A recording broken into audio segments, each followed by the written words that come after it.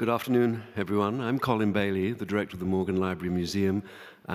Warm welcome to you all on this rather warm afternoon for a deep dive into Piranesi. I'll remind you also that a spot of Rome in New York is available to you if you can go into the garden, which is open today. If you have time before you leave, take a minute there. It's Piranesian. I'm pleased that we have been able to do this symposium, which comes as the exhibition concludes, and concludes also our spring season at the Morgan. Just to look ahead a little, our next crop of exhibitions are already beginning to be on view. Blaise Cendrars and his collaboration with Sonia Delaunay, an exhibition commemorating the gift of this extraordinary accordion book, is on view in the Thor Cube. We will be showing a group of over 130 works given to the Morgan by Karen Cohen, Into the Woods, an exhibition that will touch on all aspects of early and mid-19th century drawing and photography. On the 16th of June, Isabelle Dervaux's exhibition devoted to Fernand Hodler, a group of drawings and other works from the Musée Jenisch in Vevey, will be opening. And finally, on June 23rd, we are the final stop of a three-venue retrospective of Bridget Riley's drawings, the 92-year-old artist who is still doing commissions in both Rome and Berlin. But today, it's Piranesi, and we celebrate the remarkable holdings of the Morgan, which is the largest collection of his works on paper in any institution. As you all probably know, we're celebrating the centenary of Piranesi's, the third centenary of Piranesi's birth in 1720. We're celebrating it a few years late for reasons that are obvious. The pandemic both really put certain projects on hold, but one advantage was that through the energies of John Marciari, he was able to work on a really excellent publication to accompany the exhibition, which you all have, I hope, seen and read, which was highly praised in the New York Review of Books. And this is a lasting component of this project. As you all know, Piranesi is best known as a printmaker for his views of Rome, for his Carcere series. But whether he was designing a print or a building or a work of decorative art, Piranesi's ideas always began as sketches on paper in drawings. And as I noted, we own the most important collection of these drawings, coming from Jane Norton Grew, Jack Morgan's wife, and through her sons, gifts to the Morgan. And Piranesi has always been, in some ways, with Tiepolo, perhaps with Rembrandt, a house artist, given the depth and range and quality of our holdings. And so as early as 1945, an exhibition catalogue was prepared by Felice Stampfel. Again in 1978. Piranesi has been shown in other exhibitions at the Morgan, but this really is the most thoughtful, comprehensive, and in a way innovative approach to him through his drawings. We delve deeply into questions of how he used and reused his drawings, and for all of us who have seen the window display of backs and fronts of drawings, we really feel transported right behind the artist's shoulder or next to his hand. And so, of course, I recognize John Marciari for his incredible commitment, energy, and scholarship in bringing this project together. And I thank all of the speakers who are here this afternoon. The exhibition and the book are John's creation, and they are many years in the making. I know he's happy with this. He's been in the galleries every day, and many people have experienced lively tours from him. But I'm sure he will be, as we will be, rather sorry when the exhibition departs, as it will on Monday. There are many supporters, many sponsors, funders, and many staff who have worked tirelessly in the organization of every aspect of this exhibition, from the exhibition itself to the catalogue, and of course the transportation, installation, etc., etc. And I'm not going to name them all, but this is absolutely fundamental. I'd also like to take a minute, though, to recognize Andrew Robison. I know John will do that as well, who is known to everyone who studies Piranesi. I want to thank Andrew for his engagement, his support, his contributions to the entire undertaking, and now I will with pleasure, hand over to Dr. John Marciari to preside over the symposium.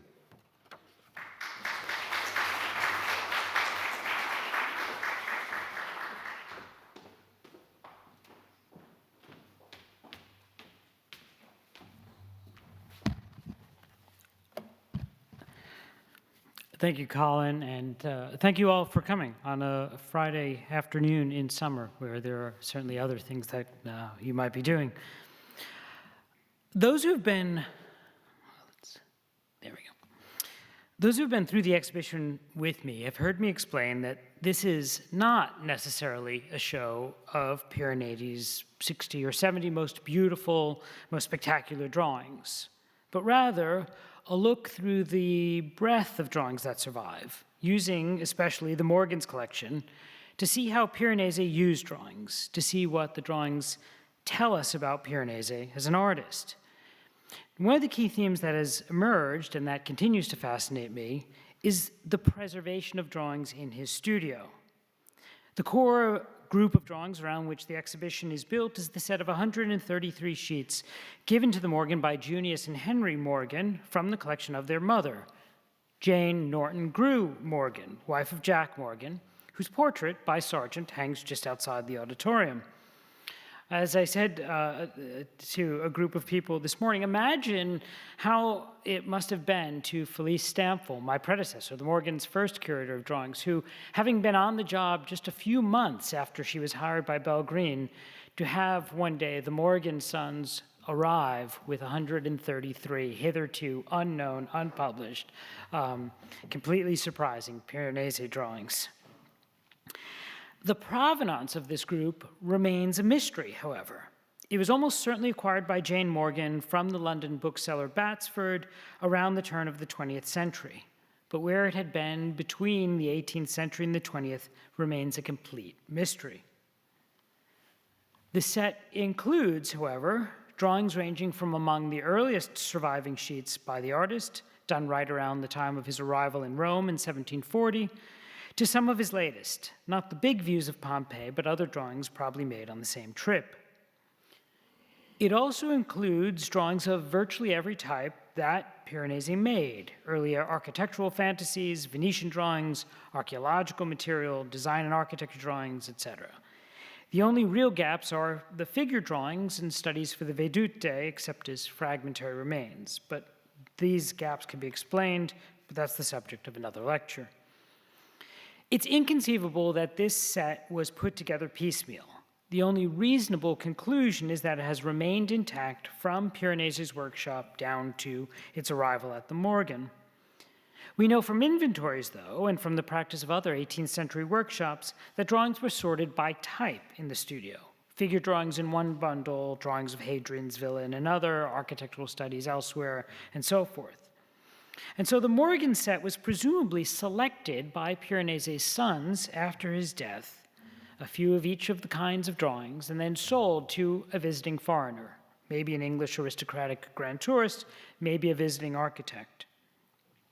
This would be a somewhat parallel case to the even larger group of drawings that the German architect Friedrich Weinbrenner acquired during his time in Rome in the 1790s. The drawings rediscovered by Gerhard Kabierska in 2014, a story that we'll hear more about later.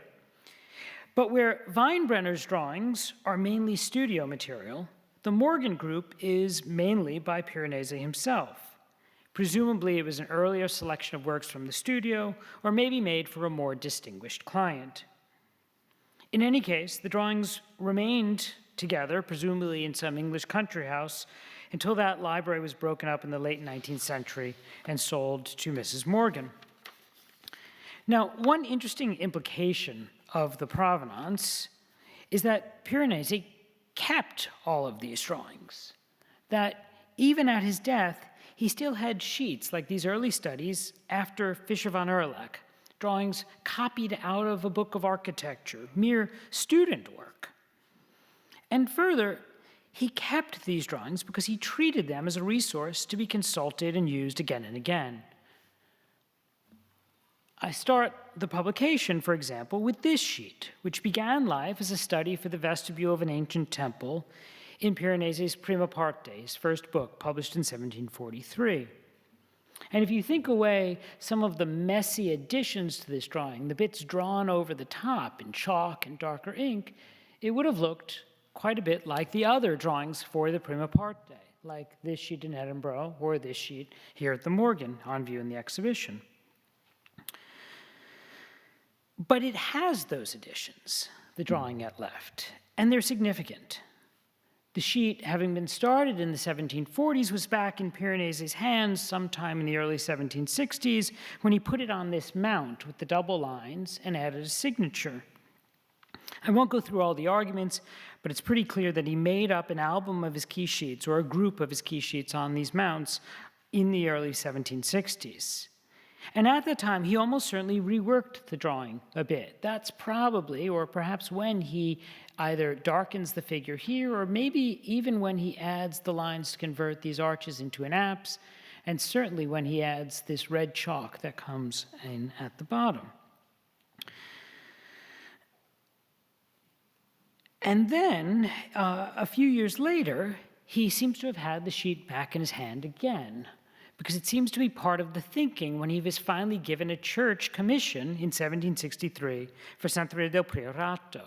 The church he builds in 1763-64 has a central element that looks an awful lot like this drawing that had started life 20 years before. There are obviously other drawings that are involved, but I think this is a typical practice. It's not an isolated case. Take, for example, this sheet in a private collection, which I'd hoped to borrow for the exhibition, but just turned out to be unavailable. It's been little seen since it was in the Hirsch sale in 1978. It, too, might have started life as a first idea for what became the Ponte Magnifico plate of the Prima Parte, a play on Palladio's design for the Rialto, just in a way as the vestibule of an ancient temple I've just shown was basically based on Palladio's Redentore.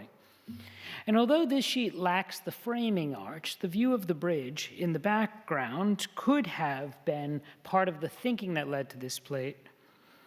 And what's more, if we think away the messy dark ink additions, the original drawing has this gray wash and carefully ruled lines that we really only see in other drawings from the 1740s. But the drawing was then reworked in several layers, and with the red chalk pediment and roundels added to the top, becomes the basis for the second frontispiece of Volume 4 of the Antiquità Romane, published in 1756. And again, that was not the end of life for this drawing, because it's another that Piranesi mounted and signed in the 1760s. The gold strip is a later edition, probably by an English collector. The moral of the story is that Piranesi drawings have complex lives. They get taken out, redrawn, reused. Other drawings weren't necessarily reworked, but they remained in the workshop and could come to be useful later. For example, in the exhibition, we have this architectural fantasy with a complex facade, and there's a sort of counterpart drawing in Berlin, the ideal reconstruction of the Circus Maximus. These slides also show us how much photography lies, because in person, these two drawings look exactly alike in terms of material and color, but they look very different in the digital images. Now, these drawings stylistically fall pretty clearly into the earlier mid-1740s. They seem to represent a continuation of the investigations in the Prima Parte mode.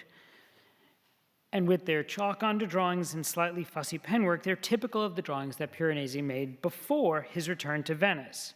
And they're virtually impossible to imagine as having been done later. It's unclear what he really intended to do with these drawings in the 40s, but not having used them for any prints then, he took the Berlin drawing up a decade later, in 1756, when, with some pretty heavy revisions, he made it the second frontispiece of Volume 3 of the Antiquità Romane. There are many more examples, but my point is to establish Piranesi's pattern of reuse and reworking of his drawings, years or decades later. And thus, as with other elements of Piranesi's work, dating is really tricky. A print could be made long before or long after the date on the title page of a book in which it appears. So too, a drawing could be made years before the related print, or could be revised and reused long after a related print was published. Now, all of this, I'm afraid, serves as a slightly too long introduction to the show in general, but to my primary topic for today, which is to look at the drawings that lead up to the Carceri. This is not something much played out in the exhibition, for most of the related drawings are not here at the Morgan. The exhibition is based on the Morgan's collection and loans from private collectors. And even in my book, the material is somewhat diffused rather than constituting one explicit discussion. But it's a subject that many visitors to the exhibition have asked about. And so accordingly, the Symposium seemed an opportunity to put this material together, to offer what is really a refinement rather than a revision of Andrew Robison's work in his early Architectural Fantasies catalog of 1986. But it's also, in some ways, a defense of that chronology in the face of later alternate datings. For the Carceri, I think a fair first question to ask is, when did Piranesi begin thinking about prisons for a print series? Well, the simple answer to the prison question is at the very beginning. Even in the prima parte, there is a carcere oscura, and this isn't surprising. Prisons were standard fare for any 18th century architectural student or theater designer. The Antonio Bibbiena drawing at right, one that was in our exhibition on the Bibbiena a few years ago of drawings from Jules Fischer's collection, is one of many possible comparisons from among stage designs. Theater is key. These drawings of heavy, quasi-subterranean, dark interiors, crypts, dungeons, prisons, etc., are standard fare for anyone in contact with theater design or perspective study in the 18th century. In every 18th century opera, there's a scene in which the hero gets thrown in the dungeon and has to be rescued, and so one of the acts is invariably set in a prison. The inscription on the back of the Bibbiena drawing at right, in fact, refers to it as the scene for Act 2, for a play not yet identified. Now, this brings us also to drawings like this one in the exhibition. Not really a prison, but a prison-like space, a heavy vaulted interior. Now, we had some debate this morning as to when exactly this drawing was made and remade, but I think it too probably dates to the early 1740s, around the time of the prima parte. That gray wash and these thin brown lines are consistent with the drawings that we've already seen, although again, it was reworked. These dark, blobby figures are akin to others we see in drawings reworked around 1760 or so. But all of this is still prologue. It's hard to say exactly when Piranesi began to conceive of a set of etchings that would all depict such spaces, because the drawings don't tell a clear story at all. There are 14 original plates in the Carceri, but only 5 have drawings that can be connected. 3 of them are pretty close comparisons. This sheet in Hamburg is the closest of all, a nice match to the staircase with trophies etching. In Madrid, we have this drawing in a rather different technique, but it relates closely to the sawhorse print. And this sheet in the British Museum is very closely related to the etching known as the well, although it's not in reverse, in contrast to the other 2 drawings. There are 2 more partial borrowings. The British Museum's Gothic arch drawing, or the British Museum drawing at right, is similar to the Gothic arch print. And this drawing, at least in its framework, seems to match pretty closely that of the arch with shell ornament in the Carceri, although the palatial background here is abandoned in favor of the receding lines of arches in the prints. And then finally, that Carcere Oscura print from the prima parte is more or less the basis for the similar, although much larger, etching known as the Smoking Fire. But were these preparatory drawings really made as a series? Is there a moment when Piranesi sat down and decided to produce a set of drawings that would become a set of prints that we now know as the Carceri? I don't think so. Here are the drawings seen together at real scale. And I think you immediately note the different techniques, the various style, the sizes, most of them are reversed when the inventions get used, but not all of them. They're too irregular. And what's more, the drawings are so much smaller than the prints themselves. Again, this is an actual size comparison of the finished etching and the rather small preparatory drawing in Hamburg. This is in contrast to the prima parte, or the Grotteschi, the print series made just before the Carceri, or the Vedute di Roma, where the drawings match the prints pretty closely in size. And I think we can safely say that these are not a set of drawings made in one campaign specifically with a print series in mind. Piranesi had instead been making drawings of these sorts of spaces for over a decade. And it seems to me that when he decided to make a print series of gloomy interiors, he went looking among his earlier drawings. Just as when he needed frontispiece ideas for the Antiquità Romane, he went and rifled through those earlier studies and came up with his ideas. There's another implication that follows here, which is that if these sheets do not constitute a series of drawings made specifically for the prints, then I think we can throw out the idea that they're all made in 1748 or 49 just before the prints were released. This is a safe assumption in general with Piranesi's works, and I think it's even truer here. And while it might seem like I'm beating up a straw man, there's quite a bit of complication in Piranesi based on these wrong assumptions. For example, some scholars have assumed that the Hamburg drawing must be 1748 or 49 because it's so close to the print. But then noting the difference in style between it and the London drawing related to the Gothic arch, these scholars have then dated the British Museum drawing a decade later, arguing that it echoes the first edition of the Carceri, but was made as Piranesi moved to his second edition in 1760 or 61. Now, this not only misdates the drawing, but it also constitutes a fundamental misunderstanding of how Piranesi worked and how he used his drawings. And this is where we need to keep in mind Piranesi's typically, consistently irregular working process. We should not expect that he used drawings all made in one moment, stylistically consistent, when he turned to develop the Carceri. But if we do want to look at the dating of the drawings, we do have one nice major visual benchmark in the mid-1740s, when during his return to Venice between 1745 and 47, Piranesi was associated with the studio of Giovanni Battista Tiepolo. The effects of that visit are, I think, immediately apparent as you go through the exhibition upstairs. And a drawing like this, Capriccio, is a direct echo of Tiepolo's style and technique from the 1740s, with its visible underdrawing and its layers of translucent washes. Piranesi had done nothing like this before he returned to Venice.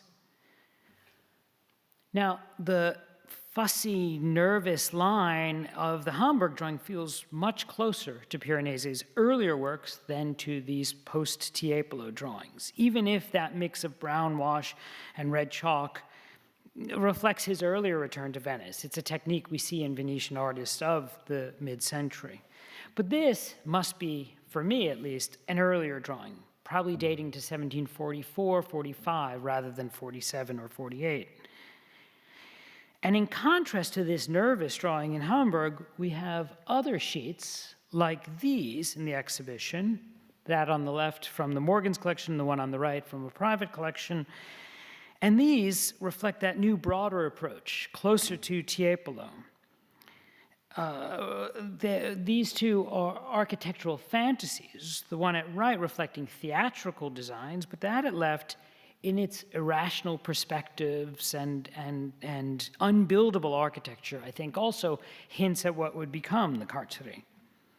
And that drawing at left, moreover, seems to have been part of a new series that Piranesi did consider. All of these drawings, despite the shifting color of the photographs from the three museums that own them, are the same size and exactly in the same technique. And in their mix of building types and landscape scenes, they actually are closely akin to the mix of drawings in the prima parte di architettura. Perhaps Piranesi was thinking of a new series, a seconda parte di architettura. But that project, if he intended it, if he made these drawings with it in mind, was abandoned.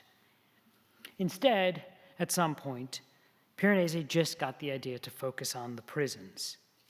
And here, I think, is where we can leave off the study of the related sheets of drawings, because even if he had some small sketches, Piranesi completely remade those designs in more detail and on a grander scale when he effectively redrew them onto his etching plates. And there's, of course, much to say about Piranesi's talents as a printmaker and the originality and the sophistication of the cartouche. But our focus today is on drawings, and so here I'll end my talk. Thank you.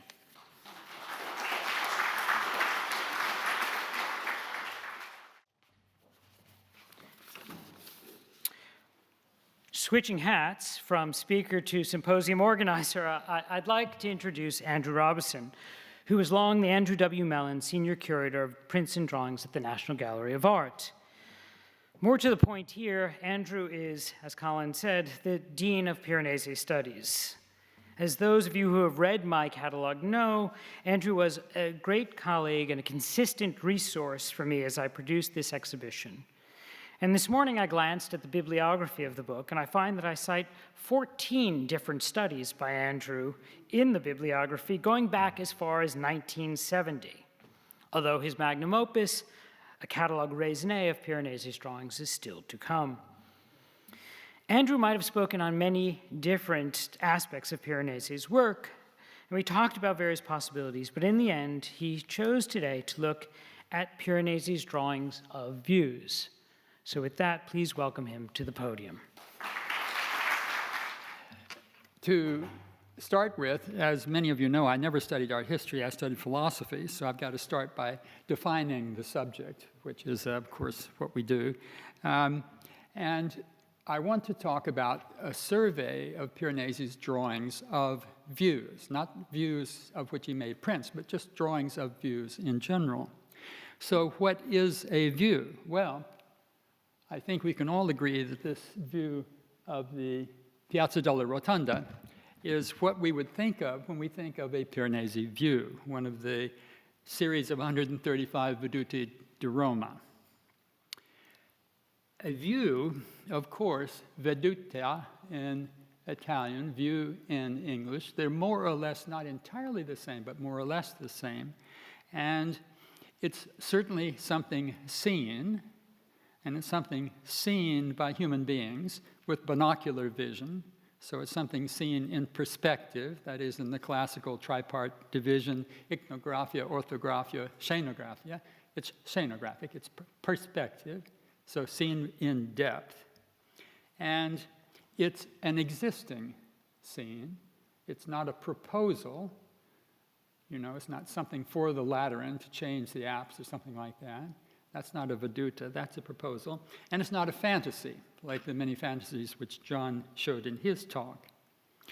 For our purposes, I think the most interesting question is a view necessarily a complex of many objects seen in reality, that is, seen set into nature or set into an urban setting, or could this be a view? This is an object seen in perspective, but not set into what we might call reality, this candelabrum, which is a drawing in the British Museum. Well, for this, I would turn to Piranesi. He is very consistent in his use of the word vedute, beginning with the very earliest of his Varie Vedute di Roma. This is one which I think is among the very first, probably done before the Prima Parte, 1742, 43, maybe 44, but clearly signed by him, and he titles it Vedute. And he uses that language all the way through. The Antiquità Romani de Tempi della Repubblica, 1748, all of the Vedute di Roma, beginning in 1747, all the way through to the end of his life, he calls views, vedute, things like this. Until, striking with Piranesi, he's always surprising you, 1774. 1774, when he comes to do those giant columns, those huge things that stretch up to the ceiling when you unfold them out of 6 copper plates, he calls the big versions of the columns vedute. Vedute del perspetto Prospetto Principale whether it's the column of Trajan, column of Antonine, and so forth. And simultaneously, at the same moment, when he starts first publishing the Vasi, he occasionally, when he shows more than one image of a vase or a candelabrum or something, he may call the second image ultra veduta. So this is a change in his vocabulary, quite striking, quite specific, quite exact in the year 1774. However, for my purposes, I'm going to go with what he consistently did otherwise throughout his life. I'm going to consider views to be these images of some real thing, perhaps distorted, perhaps increased in size, changed in size, and so forth, but set into a context of other objects. If we use that definition, then when we go through Piranesi's works, about 1,000 prints, give or take, then over a third of them are views, or involve major elements of views, or part of them are views. 358, as I count them.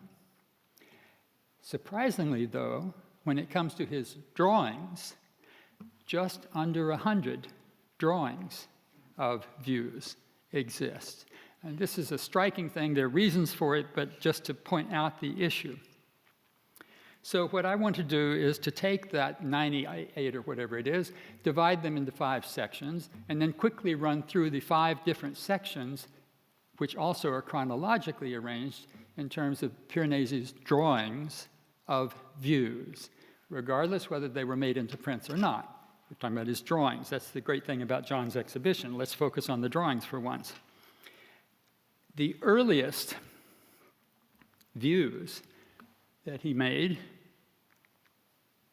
are, you have to imagine this thing much, much smaller. It's about, 4.5 inches by 7.5 inches. So the screen is quite distorting. I published this stuff in this little book that Mario forced me to do, after giving a lecture about it. So this is some Piranesi's earliest drawings, views and fantasies. These, fortunately, at least I hope if my argument is any good, we can date precisely summer of 1740. So this is a group of 9 views. 7 of them are copied after earlier images. I don't know which images, I don't know whether it was a travel book or a guidebook or something, but 7 are copied. 2 are done after the real object on the scene. And these line up as being places Piranesi was going to stop on his trip from Venice to Rome the first time in 1740, as he goes to Rome for the first time. So this is a typical example of one of the copy drawings. It's a supposedly view of Terni. And then this is the one which is quite surprisingly similar in graphic vocabulary, but different in style, because it has quite a different feeling. So this is the Mausoleum Theodoric in Ravenna, what he calls Tempio di Ravenna. The drawing on the left is in the Curatorial that has been published many, many times.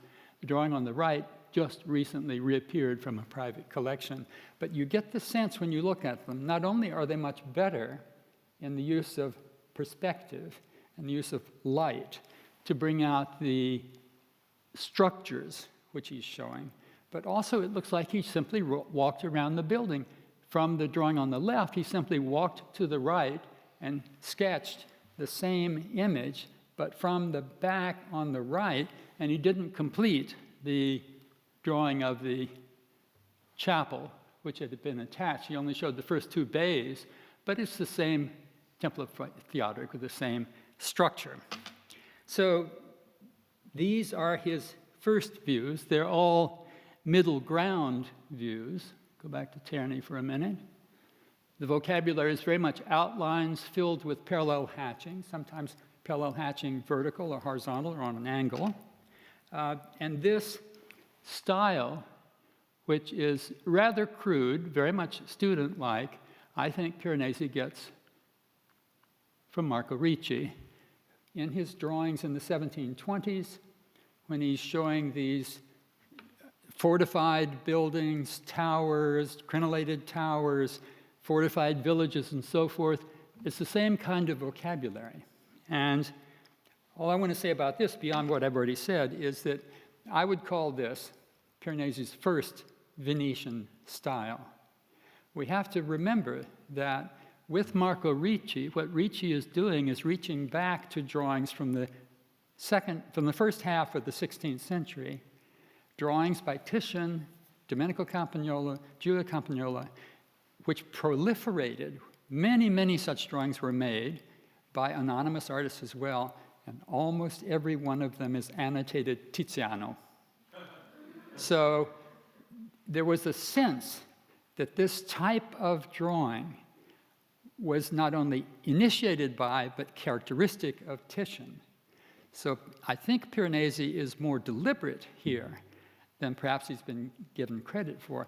This is a style which is very Venetian and which explicitly goes back to Titian. So these are drawings made on his way to Rome, but when he gets to Rome, he moves on to something very different.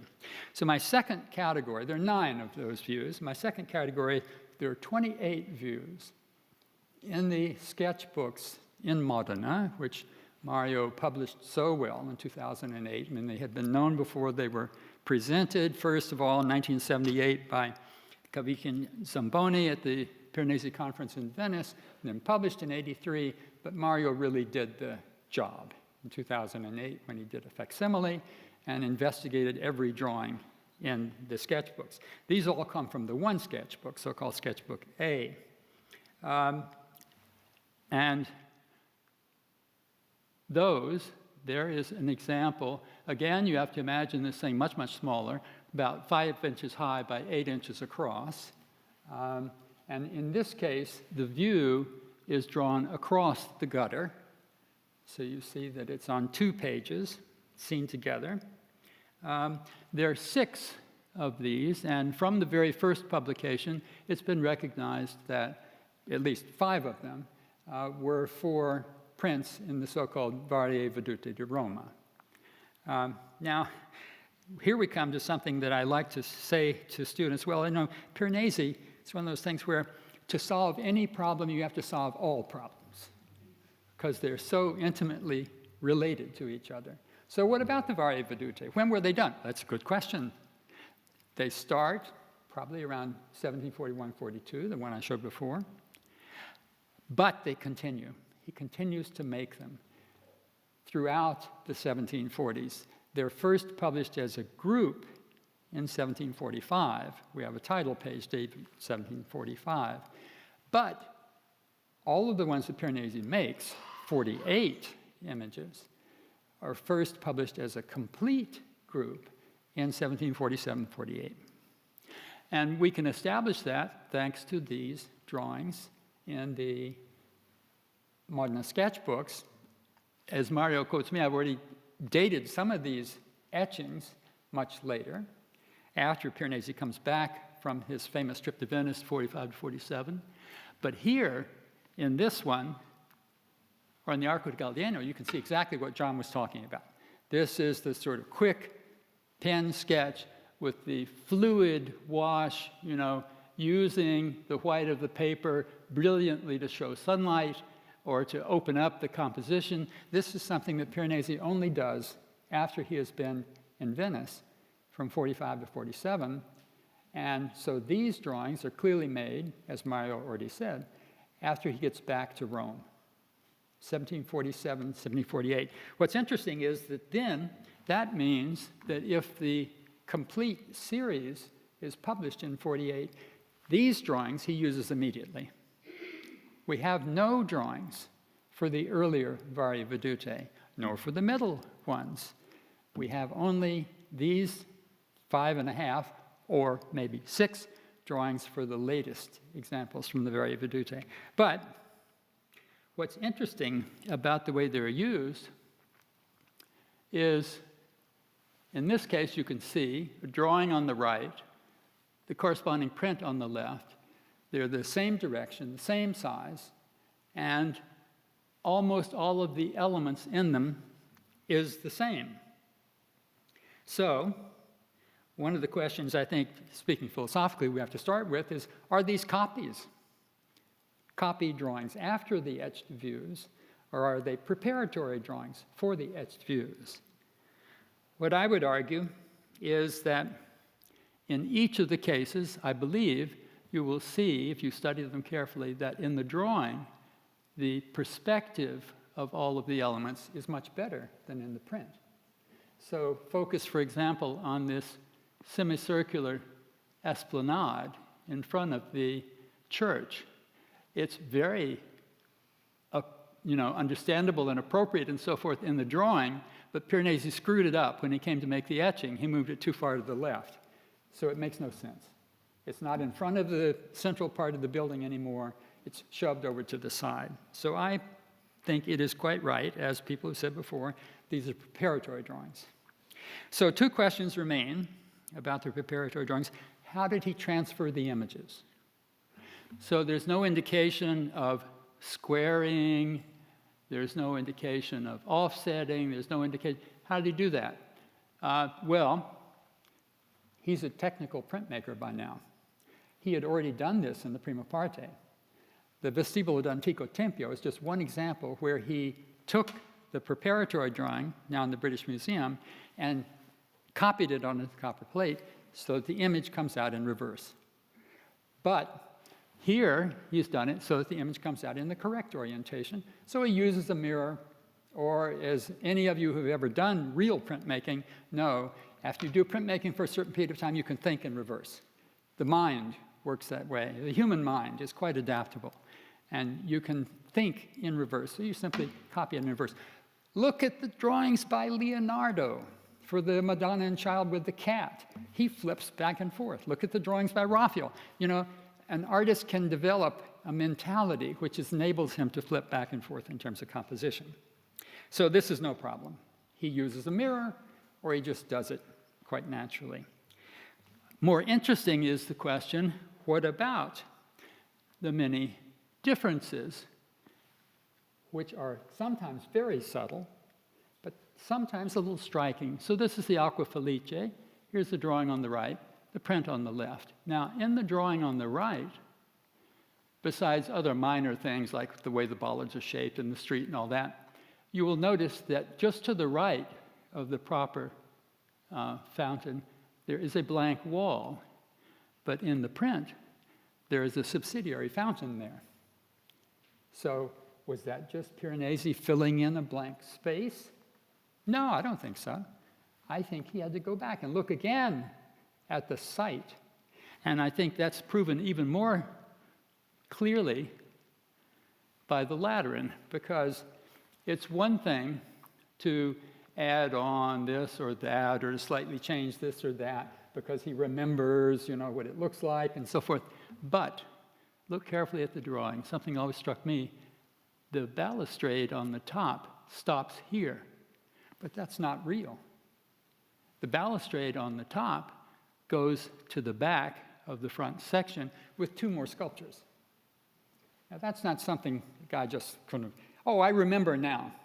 That balustrade is different and it has more sculptures. No, he has to go back to the scene, and whether it's on a separate piece of paper or whether it's in a notation, whether it's reminding himself, these are crucial things. This is not like another wagon or a bit of stuffage. This is part of the architecture, which is crucial for Piranesi.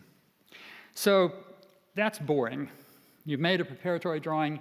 You have to go back and look again, make sure the drawing is right, and so forth. That's boring. Piranesi will change that very soon. But that's where he is at this point. Otherwise, in the modernist sketchbooks, there are 22 drawings of views in a new, different style. These are in black chalk. They're swift.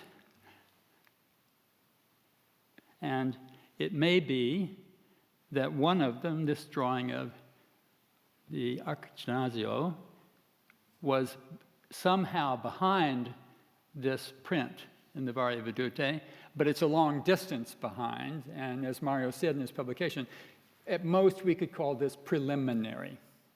But it's also not very good, so he misses a lot of the fenestration and the doorways and so forth. The drawing of the upper part on the right is totally wrong. So these are very quick sketches, and from that sketch, you couldn't get to this. You need something much more precise in order to get there. However, what I find fascinating by these sketchy views is, number one, as Mario points out, in some cases, now again, you've got to imagine this thing much smaller. So this is about 1/10 the size of the etching on the right. So it's a little drawing, a single-page drawing, not a double-page drawing in this case. It's clearly the same image, the Antonius and Faustina temple, which was made into a church. But if you look at the roof section, you'll see he could never have gotten from that to this. It's simply not specific enough, and it's, in fact, very incorrect. So these are quick sketches, on-the-spot sketches, I think primarily for the purpose of composition. Now, some of these wonderful sketches were not used at all. This very interesting, which I think, in fact, is the interior of the Colosseum, quick, on-the-spot sketch, memory sketch. And as Mario points out, you have a wonderful case where in the sketchbook, 3 different places, presumably 3 very different times, he sketches the so-called Basilica of Maxentius. And he sketches it here from a distance with this sort of repoussoir building on the right, and then he sketches it from a slightly different angle, which he then decides, oh, that's a good angle, now let me cut that down, so he puts a border around it, and then finally, on a very complicated sheet,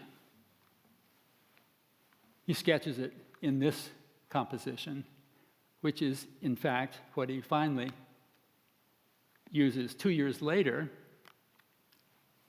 in his large etching of the basilica. So it's an exciting process. We're really dealing with, the artist looking, thinking, going back, thinking again. So these black chalk sketches, what they do for me, primarily in terms of his drawings of views, is they correct our idea that his drawings of views are careful, finished, preparatory for etchings. No, he's walking around Rome. Now, here's where we come to, where is that other album, Where are the other sketchbooks? Because there are many, many more views of Rome, of course. And I suspect that he made many, many more sketches like these, but they're lost. It's part of the general loss of Piranesi drawings. And what do these sketches focus on? They don't focus on the main structure.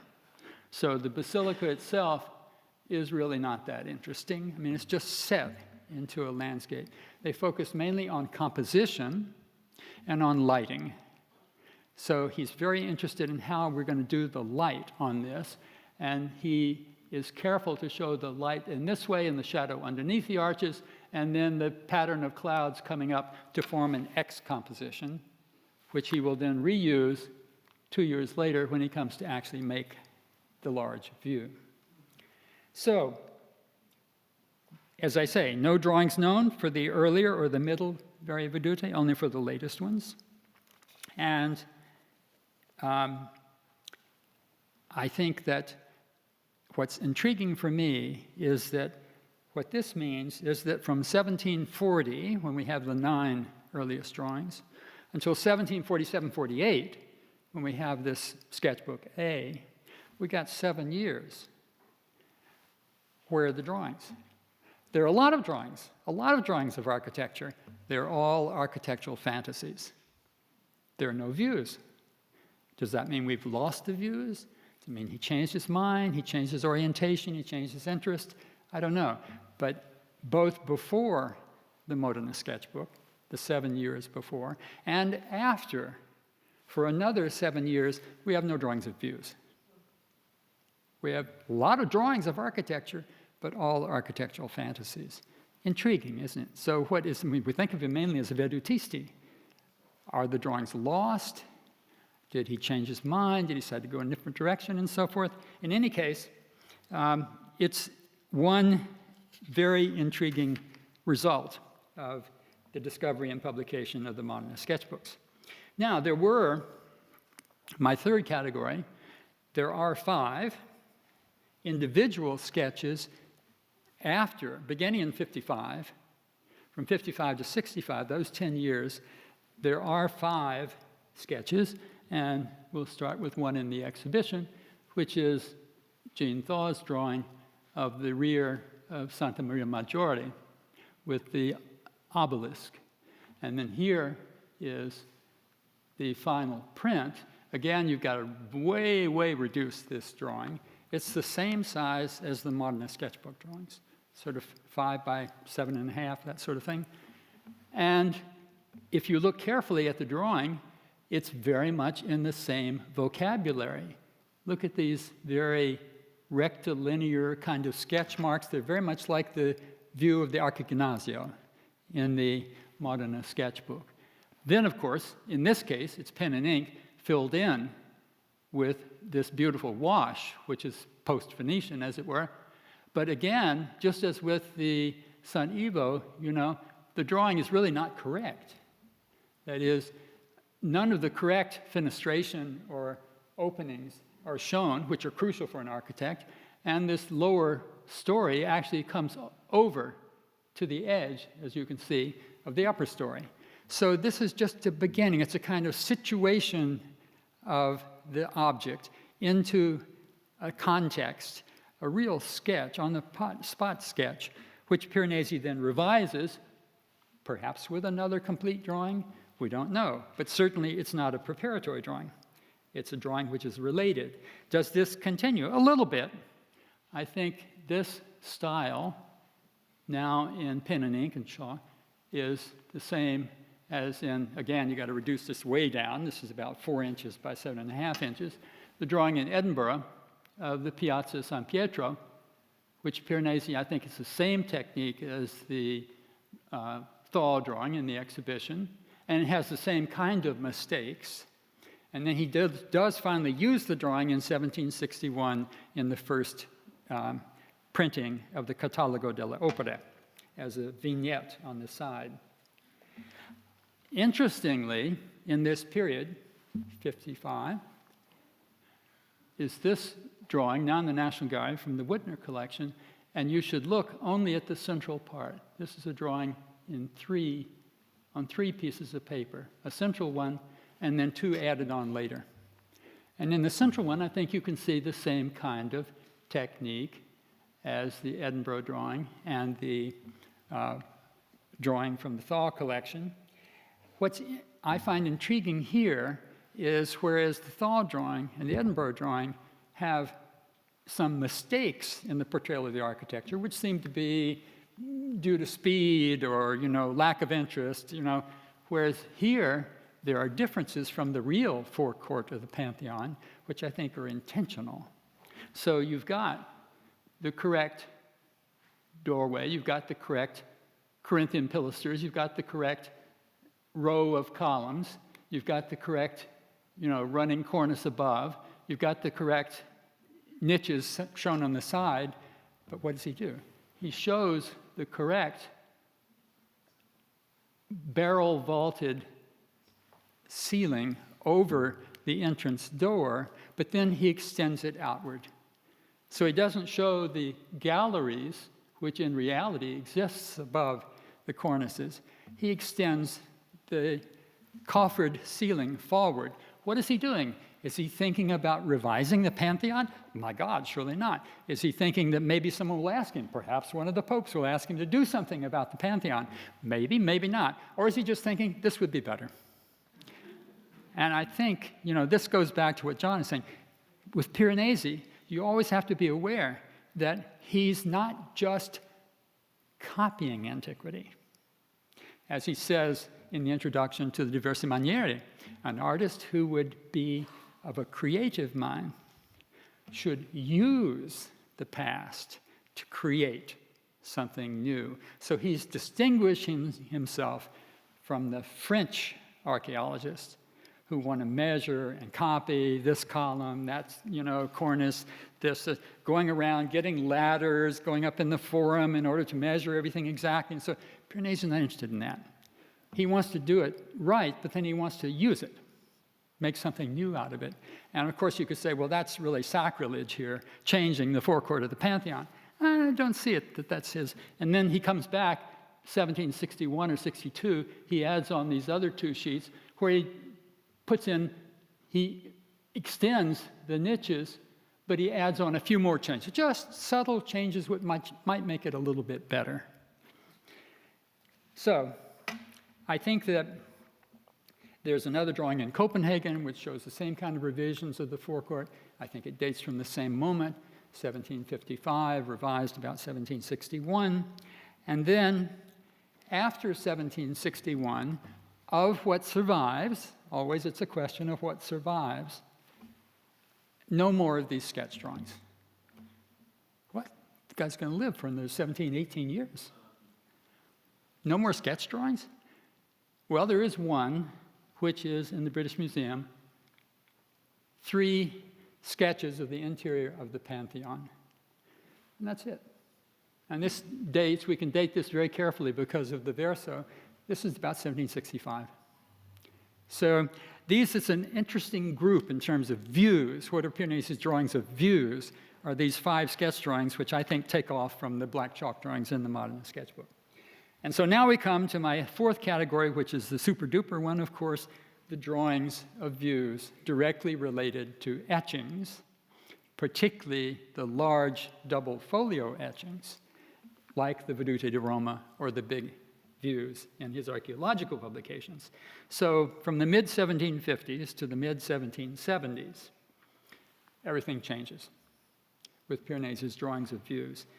And that's kind of interesting that's why I wanted to do this theme, because you see these radical changes in the technique and the use of the drawings. And it really starts with this drawing in Berlin, which is on the back of another drawing, which is preserved because he used the blank back paper, but it's only half of the drawing, so I'm showing you only half of the print. This is in volume 4 of the Antiquità Romane, plate number 4. It's the bridge and mausoleum of Hadrian. What we've got in the drawing is just the mausoleum and the part on the left, and so that's all I'm showing you, not the bridge on the right.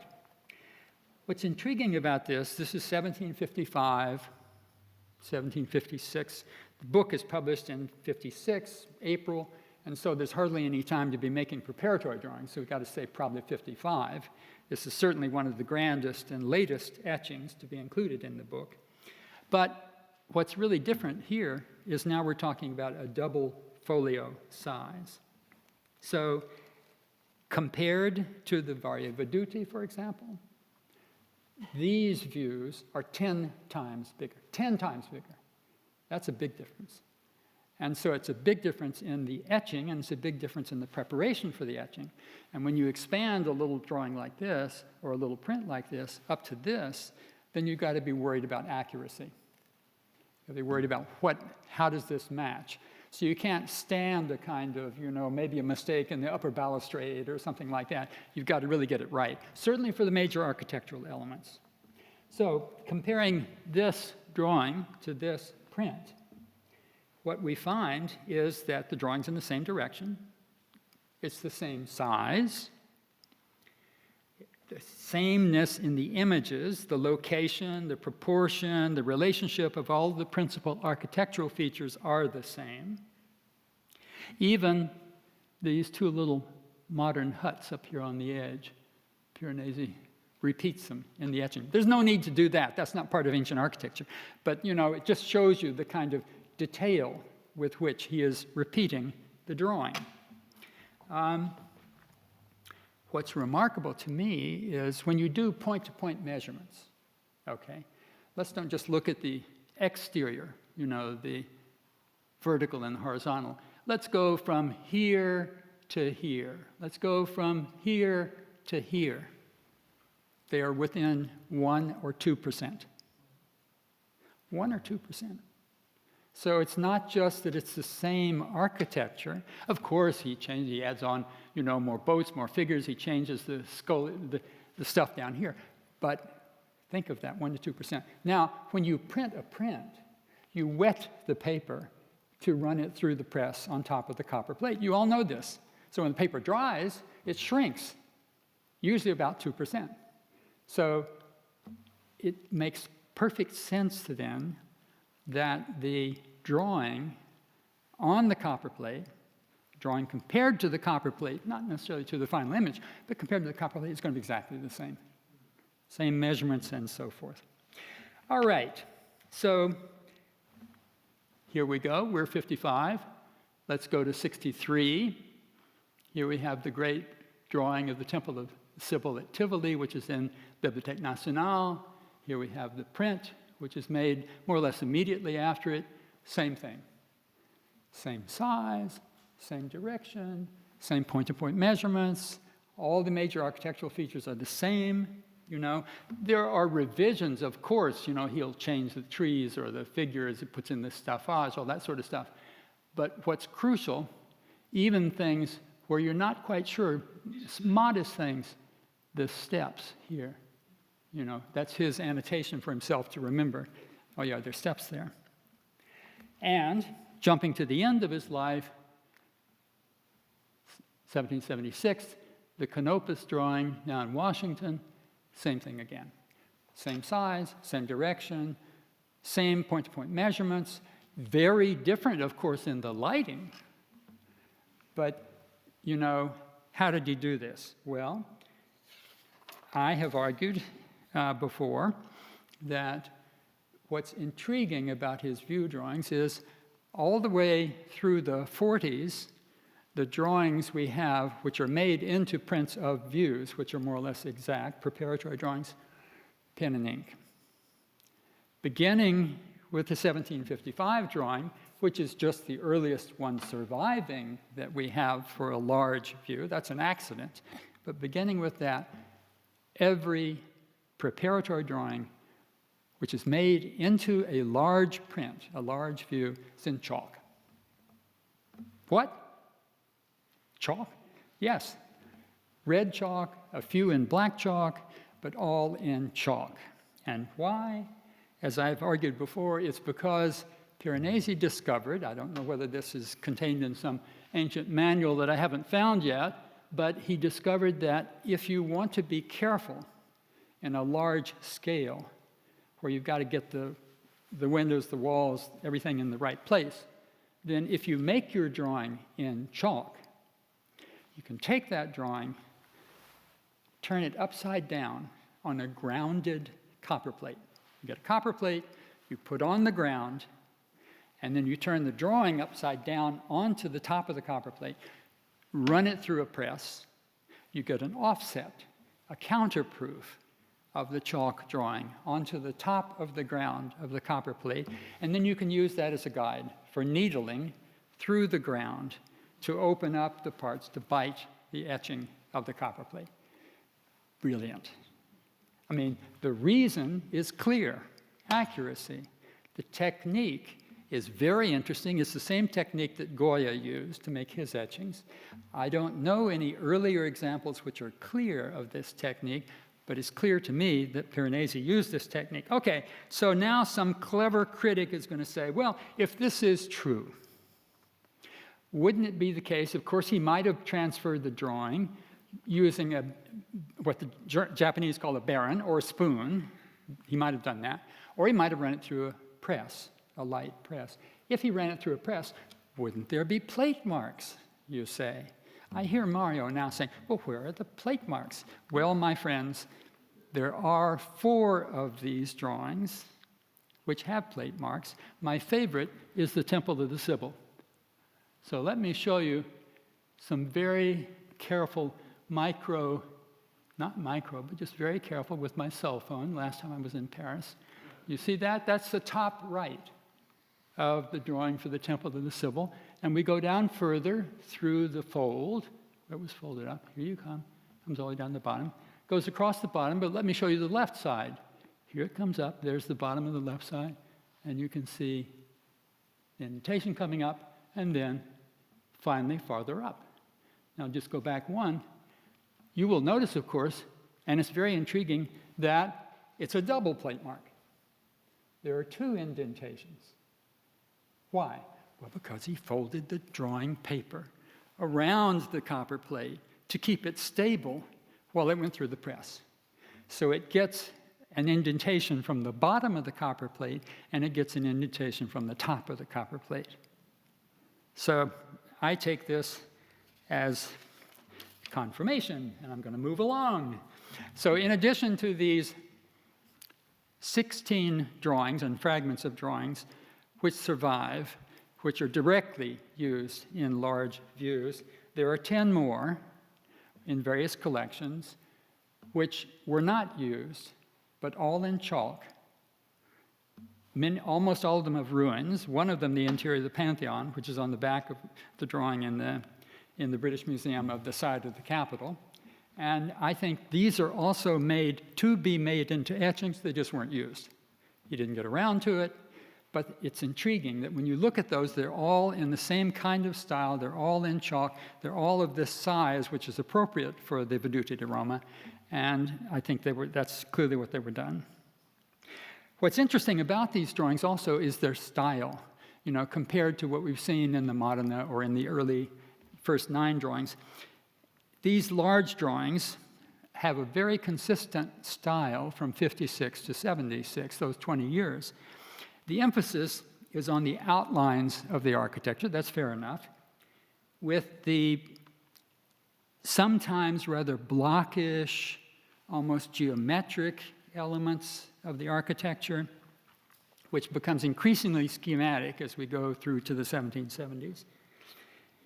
And there's a rather even lighting throughout. Isn't this fascinating? When you look at the Canopus drawing, throughout the drawing, it's a very kind of open lighting. Well, he's drawing the architecture. He wants to see the architecture, right? But when he comes to make the print, all these wonderful Piranesian, vast shadows and light and so forth. So that's a big change from the drawing to the etching. But it's intriguing that the drawings are not concerned with that. They're concerned with the architectural structure and the building materials. Now with these large drawings, we get a real emphasis on what is the material. This is the Canopus out at Tivoli. Is it blocks of stone? Are they brick? Are they, cut stones and so forth? And in this drawing, he makes a couple of annotations up here where he says calque for stucco and mosaico. So he's reminding himself, he doesn't have to draw the mosaic. He just reminds himself, oh yes, that element there is mosaic. So one of the things about these large drawings, which you have to be careful about, and which God knows is a huge subject yet to be addressed, Piranesi's workshop. We know from Legrand, and I think we can trust him based on the statements by Piranesi's sons, Piranesi had a huge workshop. And as Legrand phrases it, he always used other people to do the mechanical stuff, to do the ordinary stuff, to begin the material. And then the master himself would take it and revise it. He would change it. He would overdraw it. And of course, we have to pay attention to that when it comes to views. When do we have to worry about that? Well, as early as we find it. But I'd say certainly by 1770. The early example I know, which you can study carefully in person, is the wonderful drawing from Vin Bonanno in the exhibition of the huge printer on one side and a section out of the Vedute drawing for the Arch of Septimius Severus on the other. You look at this drawing. Come on, get rid of the plate marks. And it's crazy how Piranesi has chopped up the preparatory drawing, but that's what he did. And all of what you see in this image, all this red chalk, all these little details, this is all Piranesi. However, if you look very carefully, you will see that there's graphite drawing under the image. So this kind of very careful, you would call it ruled, except it's probably done with a mechanical drawing implement. This is not Piranesi. He never drew that way. And underneath the red chalk, you will see these graphite lines, which are rigid. They're made with a ruler. Piranesi occasionally used a ruler for the outline of an architectural element. So, but he didn't use ruler throughout a drawing like this. That's not Piranesi. So then he comes in, and he's not worried about this, but he revises all of this, except, in my view, this is also not Piranesi. This drawing of the two angels, only the two angels. So clearly we have a situation here where now we have to think about, well, what, and of course we should think about that in the prints as well. Nobody has thought about that. I haven't thought about that, but that's a huge issue. How much in the etchings is done by, workmen in the studio, revised by Piranesi. Then we come to these very intriguing drawings of views, and this is one that puzzled me forever. The drawing of the Villa Panfili and the Uffizi, which in the background you will see these ruled graphite lines for the villa itself and the principal enclosure. And there are ruled graphite lines here, but then overdrawn in black chalk. And the overdrawing in black chalk is very much, with revisions, what Piranesi does here. So this is just a study of the outer part of the garden and the balustrade over here and so forth, the trees. Those are in Piranesi's handwriting, but that's not enough to make a view because you're missing the central subject, the villa itself. You're missing the grand enclosure, the principal garden of the villa, and you're missing the two villas in the background. So you can't make a view out of that. So what is this drawing? Who made it? I would argue that, in this other recent little book, where I explored the drawings of Pompeii, and I think, pending revisions, sorted out this very intriguing character, Benedetto Mori, who was Piranesi's principal assistant beginning about 66, going forward to the end of his life. This is the way Mori draws. He uses a ruler and graphite. He draws the basic. And so what I think happened here is Mori drew the basic image in big outline, if you will, and then Piranesi revised it with his black chalk, very characteristic drawing by Piranesi. What does it have to do with the etched view? Is it what we in Renaissance terms call an auxiliary cartoon? Is it a second drawing to correct the perspective of the first drawing? Or is it a first drawing which is then abandoned, to create a second drawing? And that you can study in the exhibition with the Cloaca Maxima. So you have the same thing. You have all of these ruled lines of perspective, some in graphite, some in red chalk, and then overdrawn, clearly in Piranesi's handwriting, for the left-hand side, the bushes, and the right buildings. But missing, the Tower of Santa Maria in Cosmin, and missing the temple, which is now called, I think, Hercules Victor, if I'm right. No longer the Temple of Venus or anything like that. And even more for Piranesi, since he's interested in the antique material, it's missing the structure of the antique material and where it breaks down over here. So you don't get that from this. So this can't be a preparatory drawing. This can be a preliminary drawing, it can be a secondary drawing, but not a preparatory drawing. So again, I think we're dealing with Benedetto Mori, making a basic perspectival drawing, which Piranesi then revises, but is not the preparatory drawing, more what I would call a preliminary drawing. Lastly, which I'm probably going to cut off because I see John looking at his watch, as Vin says, I don't mind it when they look at their watch, but when they start, tamping their watch, then I mind.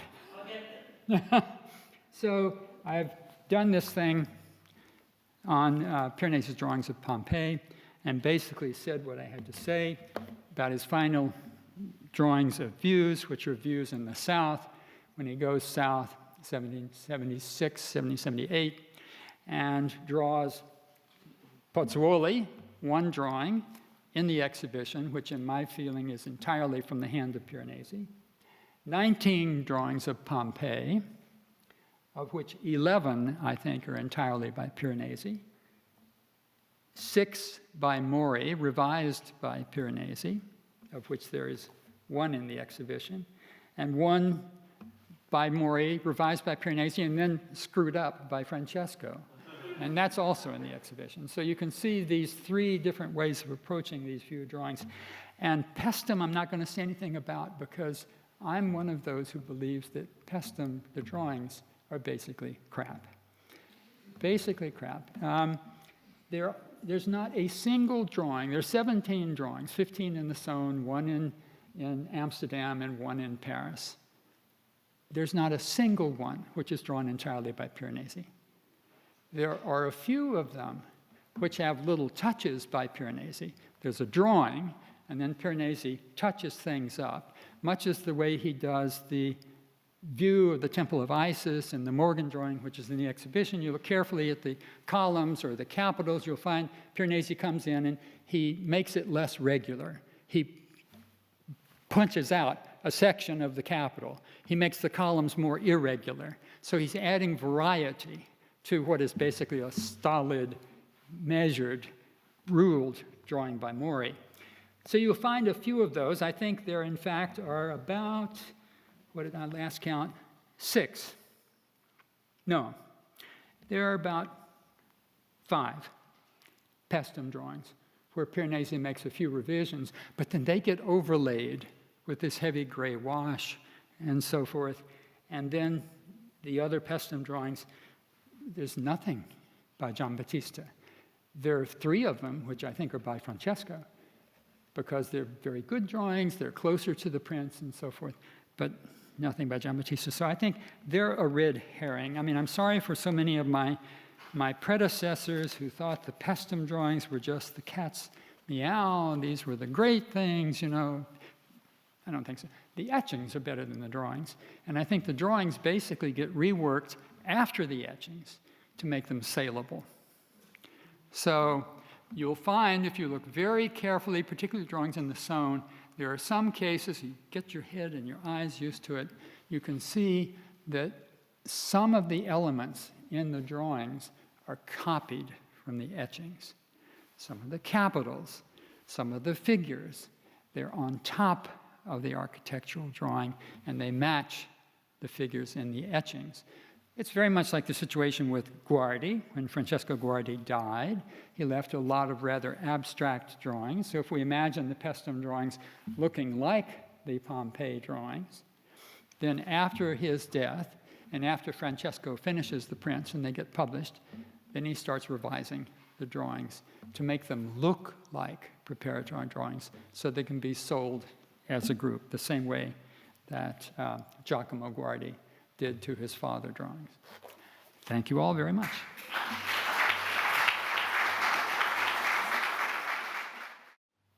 Thank you, Andrew. And I'm sorry for looking at my watch. I should have said at the beginning, we're going to hold questions until the end after all of the speakers in the interest of time. So we'll then bring everyone back up to the stage for questions at the end of the afternoon. Now, though, we turn to a paper by John Pinto, who is Professor Emeritus of Renaissance and Baroque Architecture at Princeton University. Here at the Morgan, he was the curator of our 2016 exhibition, City of the Soul, 19th Century Rome in Word and Image. But he's really more a scholar of 18th century Roman art and archaeology, and the author of numerous books on that subject, including a book on the Trevi Fountain, and closer to our topic today, a study of Hadrian's Villa and its legacy, and his 2012 Speaking Ruins, Piranesi, Architects and Antiquity in 18th Century Rome. John returns to those themes today with a talk entitled Drawing Piranesi's Speaking Ruins. John, please. Thanks very much, John, and let me say what a pleasure it is to be here. You are going to see a few drawings that have already been presented to you by others, particularly Andrew. I hope you'll bear with me, and I think you'll find I approach them from a different direction. To begin, the architectural heritage of ancient Rome represents a major theme of the prints and books issued by Piranesi. The same is true for his drawings. Piranesi employed the medium of drawing to convey the rich interplay of texture, structure, space, light, and shadow that animates Roman architecture. My focus will be on drawings that depict specific, identifiable ruins, as distinct from architectural fantasies, reconstructions, and isolated fragments. In the dedication of the prima parte, Piranesi remarked on the common failure of measured drawings to allow the mute masonry of ruins to speak, including even the drawings of the immortal Palladio. The woodcuts illustrating Andrea Palladio's treatise, The 4 Books on Architecture, like the drawings on which they're based, are masterpieces of clarity and provide precise information about measurements, proportions, and how the parts relate to the whole. They are reconstructions. They do not show ancient buildings in their ruined state. Neither do they inform the viewer of the modern context. Moreover, Palladio's woodcuts do not record effects of light and shadow or texture. They employ the abstractions of plan, elevation, and section to anatomize architecture. They eschew perspective and avoid any illusion that the viewer's space and that of the building depicted might be coextensive. To the extent that Palladio's drawings allow the ruins to speak, their message is addressed to the viewer's reason, not his emotions. The contrast with Piranesi is immediately apparent in this comparison, even when we make allowances for obvious differences in medium, size, and function. Piranesi's summary sketch of the temple of Antoninus and Faustina could never be used to reconstruct the temple or parse its proportions. Piranesi employed perspective to cast the ruins into relief and establish their urban context. Emphasis, choosing what to draw and what not to draw, is evident throughout. Note the prominence given to the column capitals. Piranesi's use of different line weights contrasts with Palladio's graphic uniformity. Piranesi's remarks in the dedication to the prima parte make it clear that his interest in Roman ruins arose from his first impressions of the Eternal City.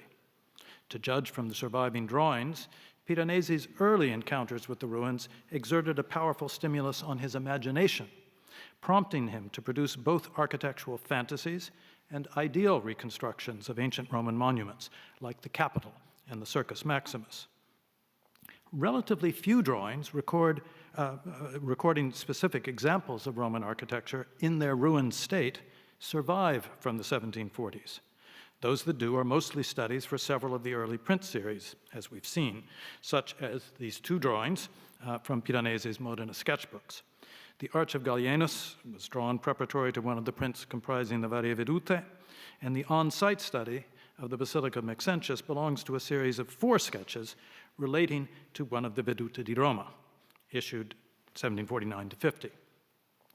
Piranesi's engagement with Roman architecture intensified in the late 1740s when he began preparing the Camere Sepolcrali and the Antiquità Romane.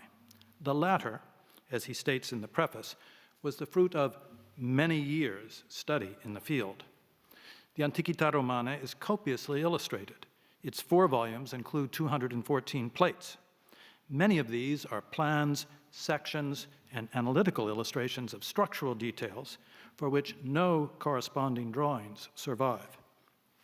A fragmentary preparatory drawing, which we've just seen, for one of the plates in the Antiquità Romane, shows that by the mid-1750s, Piranesi was using red chalk to produce large format drawings of Roman architecture, often executed at the same scale as the corresponding prints. For the next 2 decades, with few exceptions, red chalk would remain his preferred medium for representing Roman architecture. The architecture of the Roman Empire exploited new materials and construction techniques, especially brick-faced concrete, to mold interior space. Such interiors posed challenges to draftsmen who sought to translate their emphatically 3-dimensional space and enveloping walls into 2-dimensional graphic images. The most paradigmatic of such spaces, the Pantheon, naturally drew Piranesi's interest. In 1756 to 58, Piranesi is known to have been preparing a book on the Pantheon. in connection with this project, which was only published posthumously by his son Francesco, he carried out a thorough survey of the edifice, which yielded numerous drawings. 2 sheets in the British Museum suggest that Piranesi's study of the Pantheon extended into the 1760s. The first of these is a summary red chalk sketch of the interior rotunda of the Pantheon. This sketch occupies the verso of another Piranesi drawing, a more detailed preparatory study for one of his Vedute di Roma, depicting the Piazza del Campidoglio, issued in 1761.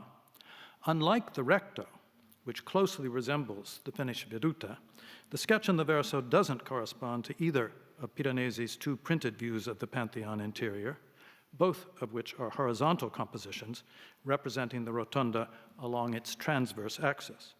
Instead, the British Museum sketch appears to be an attempt to capture a visitor's first glimpse of the rotunda from the threshold of the entrance portal. From the Renaissance onwards, artists and architects had attempted to render the extraordinary space molding quality of the rotunda in 2-dimensional drawings. Precisely because of its summary nature, Piranesi's sketch brilliantly distills the dramatic moment of entry, the radiant influx of light from the oculus, the expansive canopy of the dome, and the rhythmic envelopment of the supporting walls. Piranesi's experimentation with different ways of representing the rotunda of the Pantheon is evident in a second drawing of circa 1765. Sketching rapidly in pen and ink, presumably on site, Piranesi drew 3 views of the interior from different viewpoints. Close analysis of the overlapping passages suggests that the largest of the 3 sketches, on the left, was executed first, followed by the one to the right, with a third, at upper center, done last. The first sketch shows the rotunda from a position just inside the entrance, while the second is a view along the transverse axis, with the high altar visible at the left and the entrance at the right. The third sketch is framed by the walls supporting the vault over the entrance and is the closest of the 3 to the red chalk drawing of the rotunda. All 3 of the pen and ink sketches convey a remarkably convincing impression of how the rotunda envelops the observer. This is partially due to the extremely wide angle of Piranesi's viewshed, slightly over 90 degrees. In moving about the rotunda and experimenting with different strategies for its graphic depiction, Piranesi was grappling with a challenge that had engaged artists and architects for centuries. A comparison between Piranesi's 3 sketches of the rotunda and those by 2 of his Renaissance predecessors is instructive. Bernardo della Volpaia's rendering situates the viewer outside the rotunda, looking in as if through a sheet of glass. In contrast, Raphael's celebrated drawing places the viewer inside the rotunda and uses multiple viewpoints to convey an impression of the curvature of the enveloping mural system. Wolfgang Lotz accurately characterized Raphael's drawing as standing, quote, halfway between a perspective image of the interior and an orthogonal projection of the inner wall, end quote. A true Albertian perspective composition would be characterized by a single point of view, while an orthogonal projection would have an infinite number of viewpoints, each intersecting the wall at right angles. The first of Piranesi's sketches is similar to Raphael's drawing in placing the observer... Ooh, how did that happen? Has this not been up at all? Well, I'm not going to inflict a repetition of what I've said, but Bernardo della Volpaia is there on the left, Raphael here below. I think you can use what I said to work with the images. My apologies for that lapse.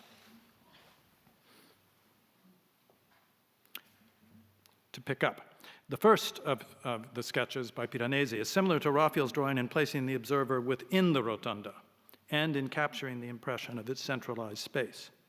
Piranesi also limits the extent of the perimeter wall that is visible, although what he does show is the result of multiple viewpoints. The second sketch expands what can be seen of the interior, both laterally and along the vertical axis. Note the foreshortened view of the entire floor. The result moves away from an approach privileging sensory impressions, and towards a more conceptual understanding of the rotunda based on the generating geometry of the sphere. This isn't something that the human eye can actually see, but we know it is there. The third sketch, at upper center, moves even further in this direction.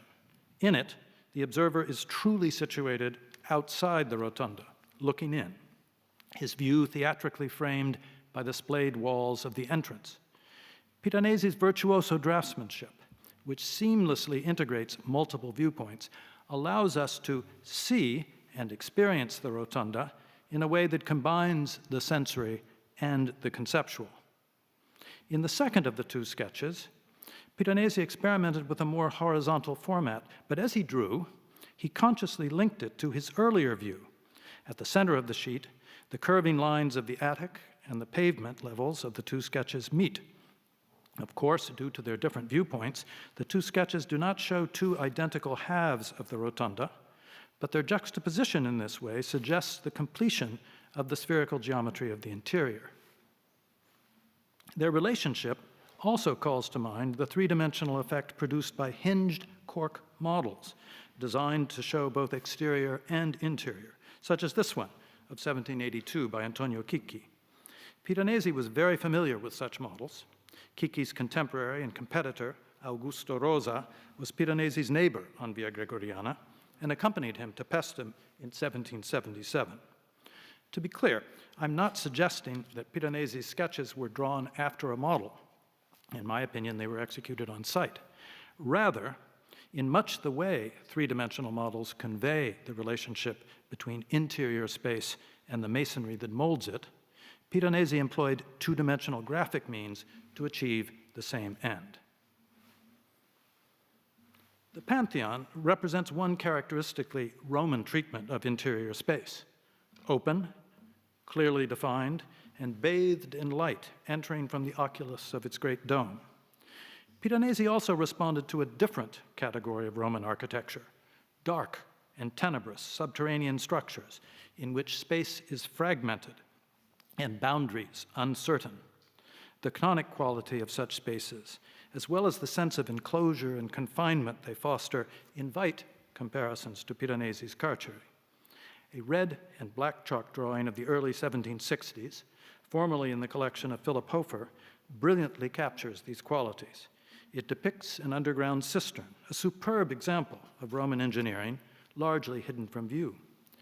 Piranesi's drawing was preparatory for a print, illustrating his volume on the antiquities of Albano and Castel Gandolfo, published in 1764.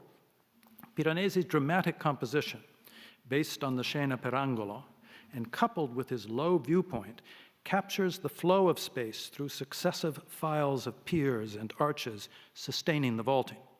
Comparison with the photograph reveals that Piranesi reduced the massiveness of the piers in order to enhance the diagonal vistas, magnifying the appearance of depth. Piranesi's confident graphic shorthand is evident throughout, especially in recording the different masonry textures, the lively play of travertine corbels, and the transitions from one receding plane to the next. His deft use of different line weights makes a substantial contribution to the impression of spatial recession. The strong and vigorously modeled accents evident in the foreground piers yield gradually to more delicate, faintly traced lines apparent in the more distant aisles. Piranesi's drawing is more even in its tonality than the corresponding print, avoiding the strong contrasts of chiaroscuro that characterize the latter. All the same, Piranesi used the medium of drawing to record information about the play of light and shade that he subsequently employed in etching the plate. Note the faint diagonal lines on several of the piers, as well as the cross-hatching at upper center. These observations remind us that most of Piranesi's surviving drawings of Roman architecture were preparatory to prints, and that the conventions of one graphic medium were intended to be translated into another.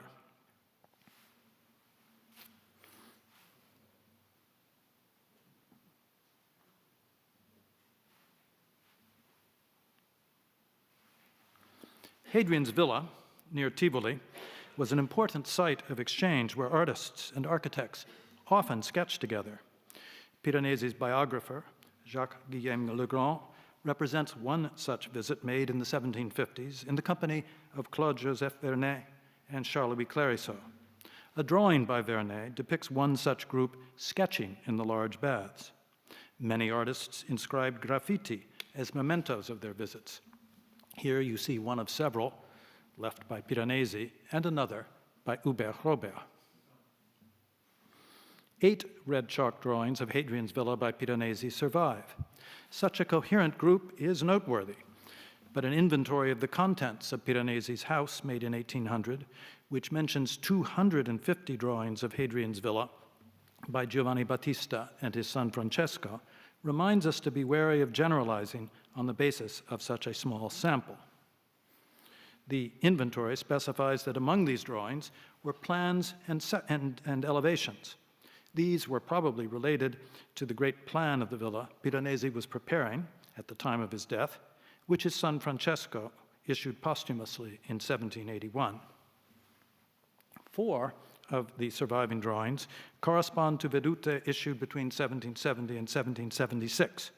The others were likely made with a view towards illustrating a book on the antiquities of Tivoli, similar to those Piranesi published on Albano and Cori.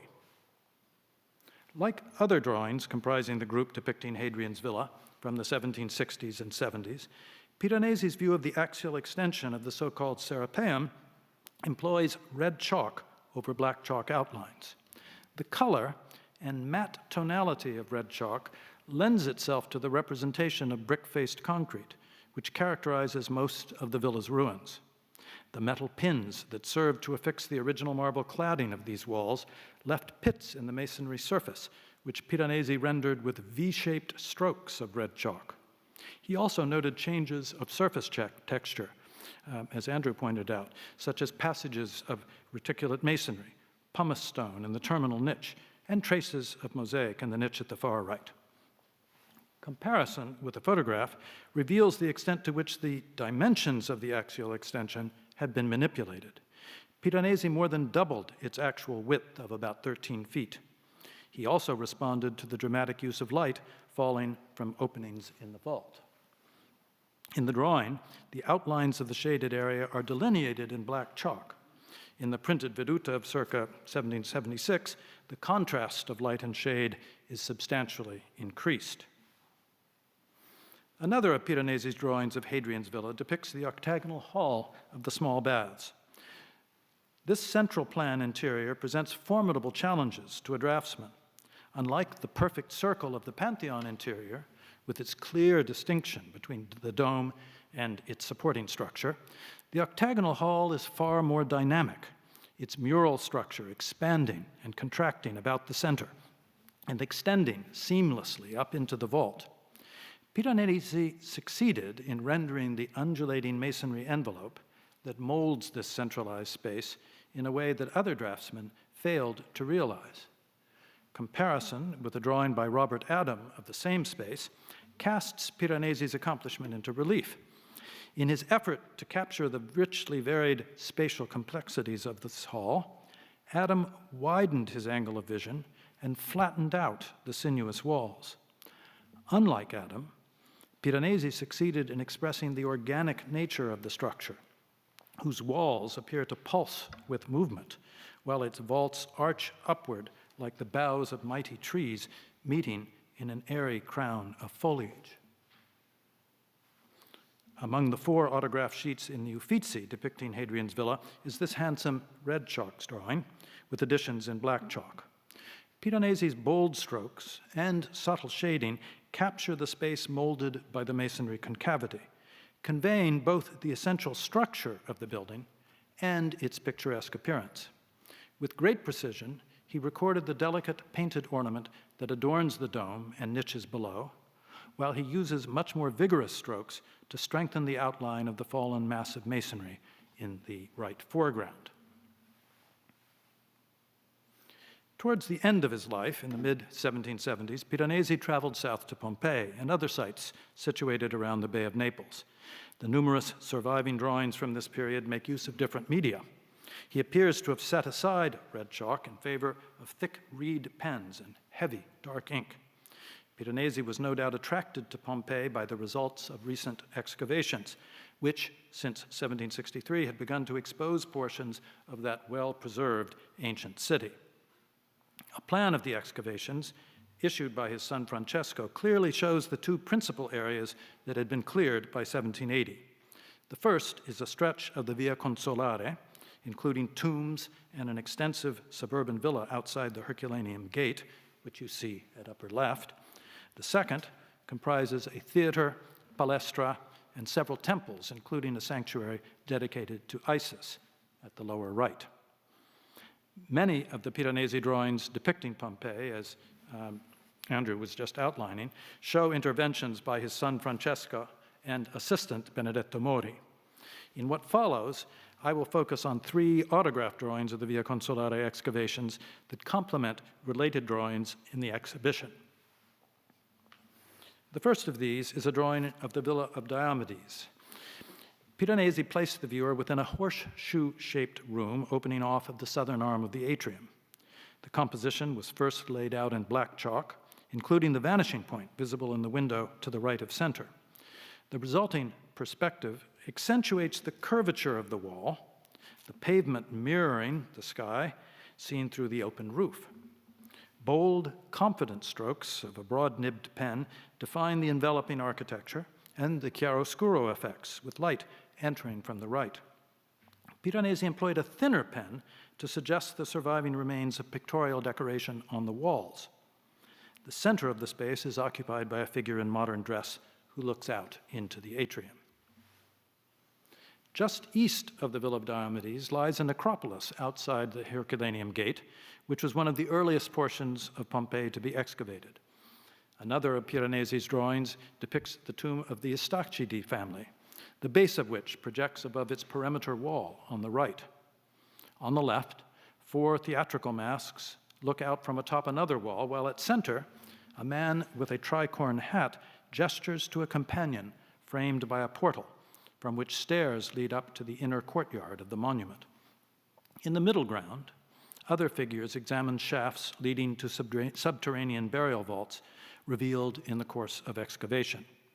Piranesi took advantage of the convergence of the 2 walls framing the composition, exploiting their diagonal thrust to draw the observer's eye into the composition.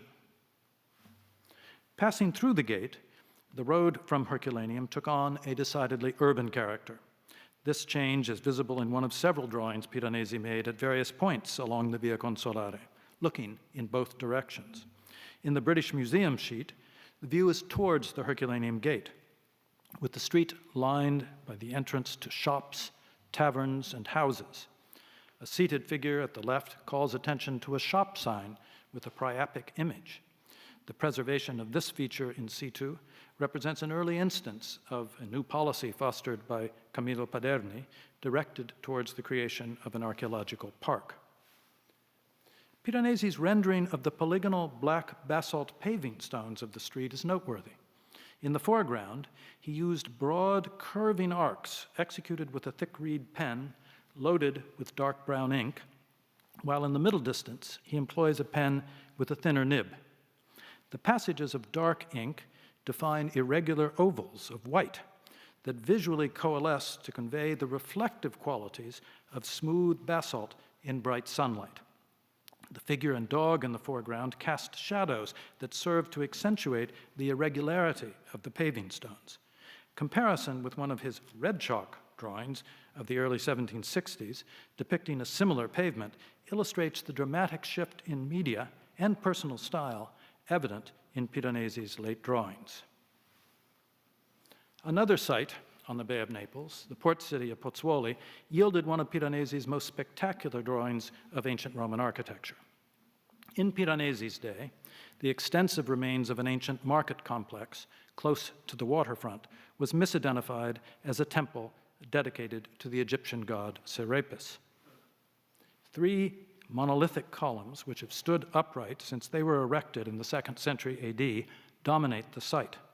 Their shafts show the effects of the periodic rising and subsidence of the Earth's crust in this volcanic region. The columns provide an accurate gauge of the subsidence, which occurred during the Middle Ages. The register of abrasions, beginning about 1/4 of the way up the column shafts and extending to just below their midpoint, was caused by marine mollusks living on the fluctuating surface of the level of the water. By the 18th century, the ground level had risen, exposing the site and making it accessible. Piranesi paid particular attention to this natural banding of the columns, perhaps because of his own use of decorative banding in his unexecuted projects for the tribune of the Lateran Basilica of the mid-1760s. Black chalk underdrawing, including ruled orthogonals like the one linking the tops of the three columns, established guidelines for the perspective and architecture. John Marciari plausibly suggests that these lines may be the work of Piranesi's assistant, Benedetto Mori, who accompanied him to Hadrian's villa and sites around the Bay of Naples. With quick strokes of a wide-nib pen, Piranesi sketched in a profusion of architectural fragments, including fallen column drums and a Corinthian capital, as well as a group of visitors. Piranesi also depicted other important components of the site, including the foundations of a centrally planned structure rising from the large paving stones of the market courtyard, visible in the left foreground. In the middle distance are several shop fronts of brick-faced concrete that enclosed the rectangular courtyard. At further remove, behind the three columns, is an ancient retaining wall that backs into the hillside. Comparison with drawings of the same site by two of Piranesi's contemporaries, Charles-Louis Clérisseau and Hubert Robert, is instructive. Like Piranesi, Clérisseau first sketched out his composition using pencil rather than chalk for the underdrawing, which he subsequently fleshed out with pen and brown ink. Unlike Piranesi, however, he then added brown, gray, and blue washes, producing a far more painterly effect. Where Clérisseau positioned the observer at a distance, outside the precinct, Piranesi placed him inside, which makes the ruins appear to envelop him. It is worth noting that Clérisseau failed to record the banded abrasions of the columns, which clearly did not interest him. Moreover, no figures animate Clérisseau's depiction of the site. In contrast, Piranesi's gesturing figures respond to the ruins, entering into a dialogue with them. As is well known, Piranesi's biographer Legrand reports that Piranesi and Hubert Robert sketched together.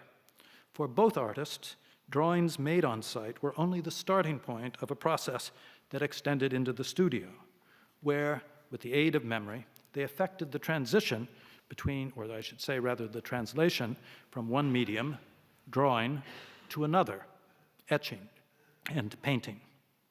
A red chalk drawing of the Serapeum by Robert in the Boston Museum of Fine Arts dates to around 1760, when the artist visited sites around the Bay of Naples in the company of the Abbé de Saint-Nom. His composition, like Piranesi's, centers on the three standing columns. Fragments of a fourth lie fallen in the center foreground. On all sides, the ruins are overgrown by the forces of nature. Creepers and trees blur the orthogonal organization of the market and obscure the relationship of its parts to the whole. The overall effect is pictorial rather than architectural, and provided the point of departure for a series of picturesque restorations in various media. One of these, recently offered for sale, illustrates this transformation, which represents a step into the realm of poetry and the imagination. In discussing a related print that appears in the Voyage Pittoresque of 1782, Saint-Nom noted that Robert's reconstruction failed to respect the archaeological evidence, observing at the same time that the reconstruction of ruins, quote, serves to occupy the genius and the imagination of architects. Saint-Nom's commentary appears under a heading, rétablissement, derived from the verb rétablir. In the 18th century, as now, the term carries connotations not only of restoration, but also of improvement. The tension between the role of learned antiquarian and creative artist evident in the work of Piranesi, attests not only to his intellectual engagement with surviving remains, but to his imaginative gifts as well. Piranesi yielded to no one, not even Hubert Robert, as an interpreter of speaking ruins. If the ruins metaphorically spoke to Piranesi, it is equally apparent that the relationship was reciprocal. He translated what he heard into indelible images, making the poetry of mute stones audible to a wider audience, and in the process, enriching the classical tradition. Piranesi's drawings succeed in conveying the experience of the ruins, what it felt like to stand inside an ancient building, to move through space, and to take the measure of its monumental scale, to apprehend effects of light and shadow, texture and color.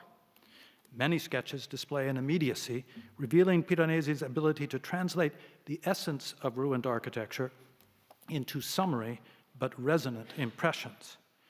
Piranesi's drawings give the ruins their own distinctive voice, with unprecedented range and timbre, capable at once of staccato precision and highly expressive coloratura passages, elucidating what he memorably termed the magnificenza of Roman architecture. Thank you.